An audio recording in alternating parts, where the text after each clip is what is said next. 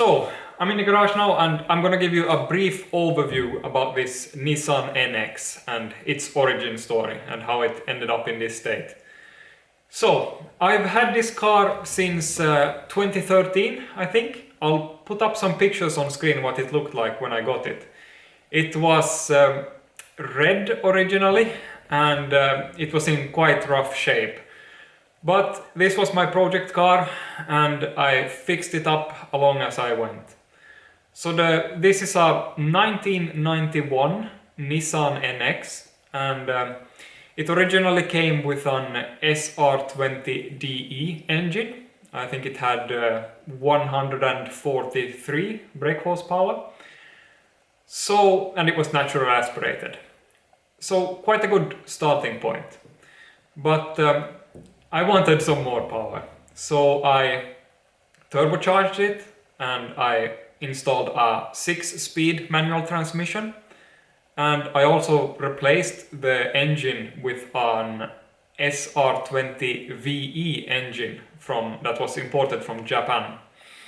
So with this setup the car made something like 300 plus horsepower, but I wanted more. So I installed some water injection system on it. It was actually kind of funny because it collected rainwater in the trunk and then filtered it and eventually injected it into the combustion chamber. And I also converted the fuel setup to run on E85 instead. This was back in 2015, I think. So I was starting to become more and more environmentally conscious. So that's why I moved to E85. In my mind it was a bit of a cleaner fuel.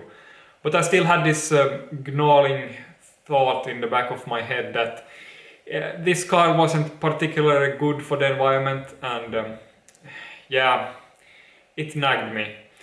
So back in 2017 I then decided to stop with this car. I sold the engine, I sold the turbo setup, but I kept the chassis because this was a fun chassis. This is quite a rare car still. It's quite an oddball. Most people will either love it or hate it. Some of you might have seen the newest Mighty Car Mods episodes where they have an NX, and yeah, it is a hit or a miss, this car. But it's also a bit sentimental to me and it has been extremely fun to drive. I think I have some clips, I'm not sure if I have, I can fade into those at the end here. I think I have some old pull videos back from 2015 or earlier when I tested the car.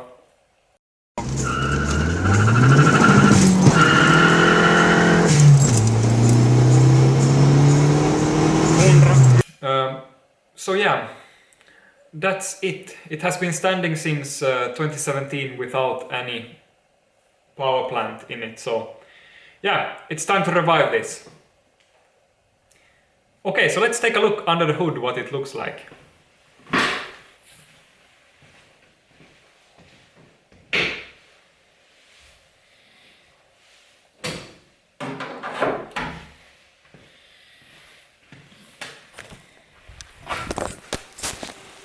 Yeah, so this is the current state of the vehicle. The power plant was quite hastily removed from the vehicle, so there is a lot of wiring still remaining here. So I think what we're gonna do first is to start by removing some of the unnecessary stuff. This vehicle will get a complete new wire system, so I'm not going to be using anything from the original wire loom. I'm just going to be making everything from scratch.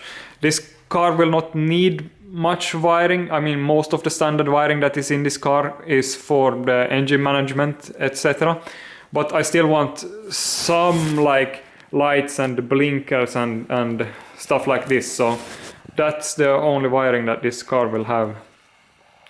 I'm also gonna be maybe ripping out the ABS system because the ABS module that controls it is a bit reliant on the standard ECU, and I don't have that anymore, so this pump right here will probably get torn out. I'm also gonna be reusing the standard brake booster. I'm just gonna be mounting a vacuum pump onto it.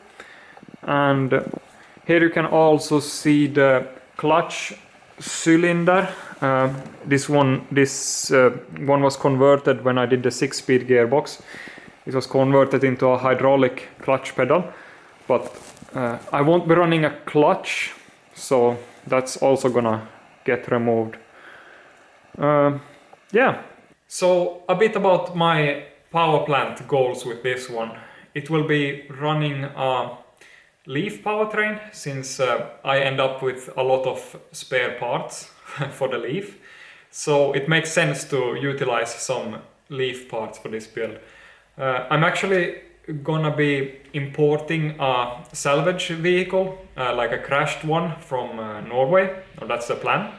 That way I can get a full working motor inverter setup. The current game plan is actually to not reuse the VCM that comes with the Leaf, because then you will have to use all the modules and etc. To make the VCM happy, and that is a lot of modules that are present in the Leaf. So I'll probably be switching to a Thunderstruck VCM replacement to control the motor. So yeah. Also I'm gonna be reusing the manual gearbox, the 6-speed gearbox. I have that left over from this vehicle still, and this vehicle originally came with a 5-speed gearbox, but these gearboxes like to shred the second and third gear stack when you increase the power on them. So that's why I went with the JDM 6-speed SR20VE gearbox instead. These ones can handle up to like 700 horsepower or something like that. I've seen them being used on Evo forums as well. So that is the gearbox plan. But I also mentioned that I won't be running an clutch, but I will still have it manual. So how does that work? Well, it works that you stop the vehicle completely, like you come to a complete halt, and then you can switch gears. So it's a bit unconventional. You don't see many manually shifted EV conversions, but this one will be one of those. It's also a bit simpler because then you can have the engine always operating in one rotation direction, and then you can just have the gearbox simply change which way you want the vehicle to go, forward or backwards. Then you will also have some nice control over how quickly the car accelerates. I mean, if you put the car into second gear compared to third gear, you will get like a very significant acceleration difference between these two. So yeah. Yeah, that's it. Let's continue. Okay, so I got this bin here that I'm gonna be throwing all the junk that I don't need anymore. So yeah, maybe I'll just set up a time lapse now for you to enjoy.